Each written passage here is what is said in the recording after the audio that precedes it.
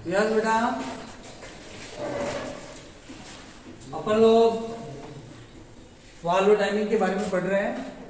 Valve timing क्या होता है बेटा? इंजन का बहुत ही इंपॉर्टेंट भाग है। अगर वाल्व टाइमिंग सही से अगर इंजन में नहीं है या सही से काम नहीं कर रहा है, सही से नहीं लगा रखा है, टाइमिंग सही से सेट नहीं कर रखी है, तो आपका इंजन सही तरीके से नहीं चलेगा, सही तरीके से काम नहीं करेगा, सही तरीके से पावर जनरेट नहीं करेगा, है ना। तो वाल्व टाइमिंग बहुत ही इंपॉर्टेंट टॉपिक है और बहुत ही इंपॉर्टेंट भाग है इंजन के अंदर।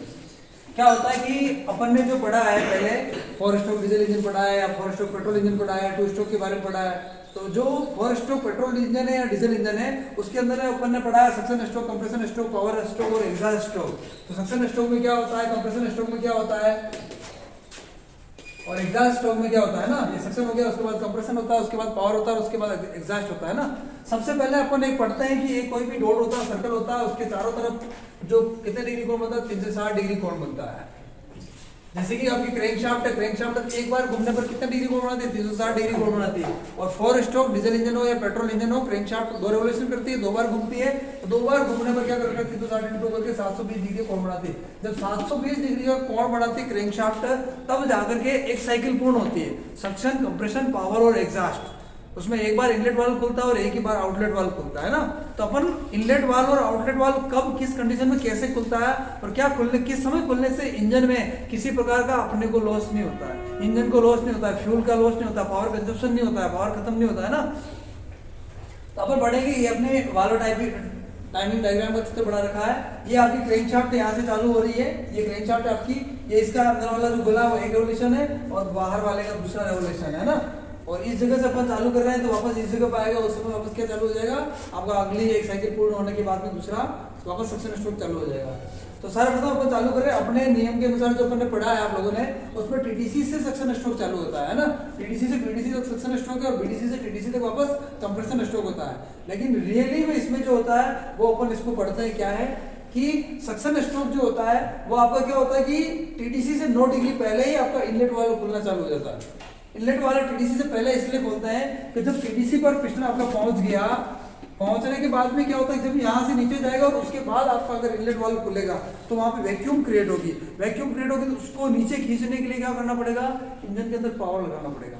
जो अपने इंजन के अंदर जो पावर बनाया, पावर बनाने के बाद जो फ्लाईव्हील ने जो एब्जॉर्ब कर रखा है आगे वाले स्ट्रोक को पूरा करने के लिए, उसमें से पावर खर्च होगा। तो उस पावर खर्च होने से बचाने के लिए क्या किया, सही तरीके से इनलेट वाला समय से पहले खुल जाए 9 डिग्री, जिससे कि वो एकदम तो खुलेगा नहीं, धीरे धीरे खुलेगा।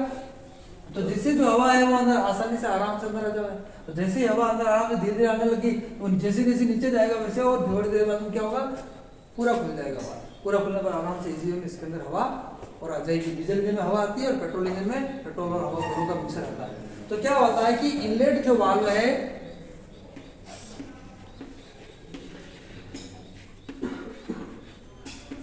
इनलेट वाल्व आपका टीटीसी से कितने डिग्री पहले खुल रहा है, 9 डिग्री पहले खुल रहा है, तो आपका ये 9 डिग्री लिखा। उसके बाद आपका टीटीसी से बीडीसी तक, टीटीसी से क्या है, यहाँ पे भी ये इनलेट वाल्व भी चल रहा है, लिखा हुआ पूरा 50 डिग्री बीडीसी के बाद तक इनलेट वाल्व बंद होता है। मतलब कि 50, ये आपका बीडीसी है, तो टीटीसी से बीडीसी तक कितना डिग्री कोण हुआ, 180 डिग्री, सीधी रेखा बन रहा है, ये 180 डिग्री हो गया। उसके बाद आपका इनलेट जो वाल्व है एकदम अचानक बंद नहीं होता है। जो क्रैंकशाफ्ट नीचे की तरफ जो घूमती है, घूमने पर जैसे कि कोई भी गोला मान लो, ये यहाँ से आ रहा है और ये इस तरीके से यहाँ घूम रहा है, तो यहाँ तक घूमने पर तो किसी प्रकार कंप्रेसर ऊपर गई नहीं पिस्टन, क्योंकि क्रैंकशाफ्ट के अंदर ये जो बता रखे हैं डिग्री आगे क्रैंकशाफ्ट के, तो क्रैंकशाफ्ट हल्का फुल्का घूमता था, पिस्टन थोड़ा बहुत क्या होता है आगे पीछे होता है ना। 50 डिग्री बीडीसी के बाद तक आपका इनलेट वाल्व खुला रहता है। तो ये कितने हो गए, 50 डिग्री और हो गया। अब इसको आप जोड़ दो, 180 और 50 कितने हो गए, 230 प्लस 9 मतलब कि 239 डिग्री आपका क्या खुला हुआ है, इनलेट खुला हुआ है। क्या खुला हुआ है, इनलेट वाल्व खुला हुआ है। अब ये इनलेट वाल्व यहाँ पे आकर के क्या हुआ, बंद हो गया आपका, यहाँ से चालू और यहाँ आकर के बंद हो गया। कंप्रेसर जो स्ट्रोक अपन मानते हैं बीडीसी से टीटीसी तक रहता है, कंप्रेशन स्ट्रोक चालू हो गया। अब कंप्रेशन जो स्ट्रोक था तो ये इसमें कितना यहाँ से चालू है, यहाँ आगे लिखते कंप्रेशन स्ट्रोक, ये तो इनलेट वाल्व खुला था, सक्शन स्ट्रोक है ना।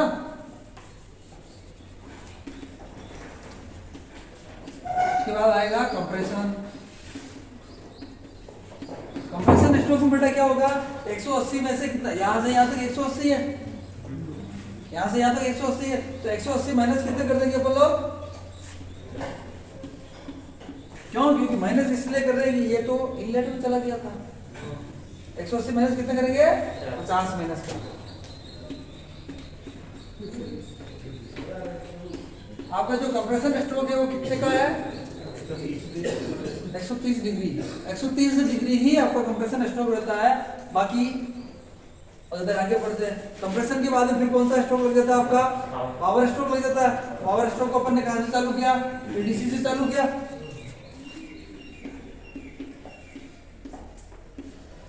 पीडीसी से चालू किया आपने, तो पीडीसी से आते आते आपका ये रहा है यहाँ पे आउटलेट वाल्व, क्योंकि आउटलेट वाल्व में वही कंडीशन होती है, जब यहाँ पे आपके पिस्टन के ऊपर पावर धक्का दिया, धक्का देने पर जिस पावर की वजह से पिस्टन नीचे गया, अगर उस पावर को रिलीज नहीं करेंगे तो वापस उसको ऊपर आने में दिक्कत आएगी। क्या वो ऊपर आ पाएगा, नहीं आ पाएगा, क्योंकि जिस पावर में धक्का लगा है वही पावर अंदर है। तो उस पावर को क्या किया कि जो गैसें बनी थी उन गैसों क्या कर दिया, पावर ले लिया, झटका लगा, धक्का लगा, धक्का लगने में पावर मिल गया, फ्लाईव्हील ले लिया, इंजन के बाकी जो एसएससी से भाग है वो चल रहे हैं, धक्का लग गया उनको। उसके बाद में क्या किया कि पिस्टन जो पीडीसी के ऊपर पूरा नहीं पहुंचा, उससे पहले ही क्या किया, 47 डिग्री पहले आपका आउटलेट वाल्व खोल दिया।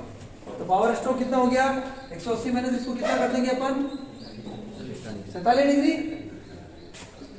47, ये आपका कितना हो गया, 133 डिग्री। उसके बाद में आपका आता है एग्जॉस्ट स्ट्रोक। एग्जॉस्ट आ गया या आपके साथ में आ गया आउटलेट वाल्व का खुलना, इसका खुलना आउटलेट वाल्व। अब आउटलेट वाल्व में क्या होता है कि ये कितने डिग्री, पीडीसी से पहले खुल गया आपका आउटलेट वाल्व 47 डिग्री पहले, ये 47 डिग्री। उसके बाद में क्या हुआ कि पीडीसी से टीडीसी तक बिल्कुल खुला रह रहा है, बीडीसी से टीडीसी तक बिल्कुल खुला है, कितना डिग्री हो गया, 180 डिग्री। उसके बाद में भी यह 12 डिग्री तक आउटलेट वाल्व खुला रहता है टीडीसी में। इनको अपन जोड़ते हैं, कितने होते हैं, 2 0 7, कितने हुए 9, 1 8 9 9 और 4 13 का 3 1 239, ये भी 239 और आपका इनलेट भी 239, दोनों कितने हो गए, 239 हो गए। मतलब इनलेट वाल्व भी खुला रह रहा है, आउटलेट वाल्व भी खुला रह रहा है। यह आपका जो अतिव्यापक समय है, या यह जो समय है आपका टीडीसी पीडीसी थोड़ा बहुत पहले खुला और थोड़ा बहुत बाद में खुला, अलग अलग कंपनियां अपने हिसाब से इनके अंदर 2-3 डिग्री 1-2 डिग्री प्लस माइनस करती रहती है, ऊपर नीचे हो सकता है। मतलब कि आपका जो इनलेट वाल्व है वो इस कंडीशन में खुलता है और यहां से यहां तक खुला रहता है, यहाँ पे आपका कंप्रेसर स्ट्रोक होता है। उसके बाद में ये वापस टीडीसी यहाँ आ गया, यहाँ से पावर स्ट्रोक चालू हुआ, आपका पावर स्ट्रोक आते आते यहाँ तक रहता है, लेकिन यहाँ पे क्या होगा, आपका आउटलेट वाल्व खुल जाएगा।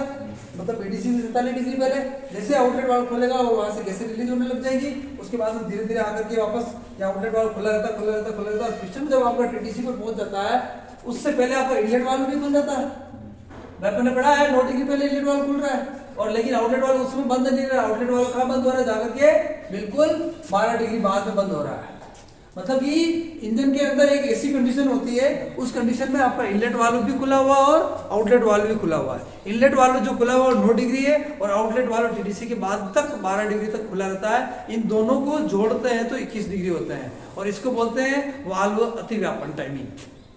क्या बोलते हैं, वाल्व अतिव्यापन टाइमिंग बोलते हैं, अंग्रेजी में इसको ओवरलैपिंग बोलते हैं। वाल्व ओवरलैपिंग डिग्री कितने डिग्री का होता है, तो वाल्व ओवरलैपिंग जो डिग्री है वो 21 डिग्री होती है। प्रश्न पूछते हैं एग्जाम में भी कि वाल्व ओवरलैपिंग डिग्री कितनी, 18 डिग्री दे दिया, 20 डिग्री दे दिया, 21 डिग्री दे दिया, 25 डिग्री दे दिया, तो हमने जो करेक्ट आंसर है वो क्या है, 21 डिग्री। इसको वाल्व ओवरलैपिंग बोलते हैं ना। इस प्रकार यह आपका क्या करता है,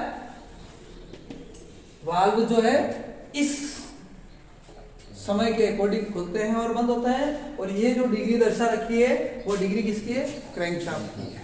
क्रैंकशाफ्ट 4 स्ट्रोक डीजल इंजन हो, पेट्रोल इंजन हो, उसके अंदर 2 रेवोल्यूशन करते हैं, तब जाकर के एक बार पावर स्ट्रोक बनता है, एक बार सक्शन स्ट्रोक बनता है, और एक ही बार में कंप्रेशन होता है और एक ही बार में एग्जॉस्ट होता है। एक बार जब सक्शन करती कंप्रेशन पावर और एग्जॉस्ट होता है, तब क्रैंकशाफ्ट जो 720 डिग्री घूमती है। इनमें एक बार इनलेट खुलता है और एक ही बार एग्जॉस्ट खुलता है। इनलेट 345 डिग्री खुलता है, आउटलेट 245 डिग्री खुलता है, यह 130 डिग्री आपका कंप्रेशन स्ट्रोक होता है। इसमें तो दोनों वाल्व बंद रहते हैं। अब दोनों वाल्व बंद होने की जो स्थिति है वो आप इन दोनों को जोड़ दो, 130 और 133, 263 डिग्री। 263 डिग्री में क्या होता है, वाल्व आपके बंद रहते हैं। ये जो डिग्री दे रखी है, इन डिग्री में थोड़ा बहुत ऊपर नीचे प्लस माइनस हो सकता है। हर एक कंपनी